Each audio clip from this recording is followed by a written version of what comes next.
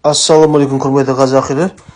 Бізде кезекті объектіміз жалпы бөлменің ұзындығы 4,5-ді 3,5 метр болып тұр.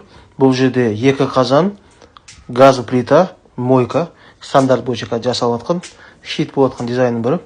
Обрисовочный кирпич қабырғасы, бұл жерде газ плита, жұмыс істеген ыңғайлы, қасында қамыр жаям десеңіз деді. Фартугы стандарт бойынша 30 сантиметр. Табиғи тас болып тұр, натуральный тас бетінде. Ет тұрсаңыз болады, салат жасасаңыз болады. Мына қазандар, бұл жерде 120 литрмен 60 литр қазанымыз. Мына тартысы әдемі, көріп тұрғандай. Өздеріңіз көріп баға беріп кетіңіздер. Крышкасын нержавейка қойып жатырмыз қазір. 2 қазанның ортасында 70 сантиметр бар орын, жұмыс істеген ыңғайлы болады. Қамыр сағанға дегенде екінші қазанымыздың тартысы есті ашып қойдық. Мұны 1 грамм түтін жоқ. Құдай қаласа қазанымыз стандарт бойынша. Ана осы көрініс, сыртын лакировать етіп қойдық, біз кеуіп жатыр. Бұл жерде мойкамыз. Островок сияқты жасадық.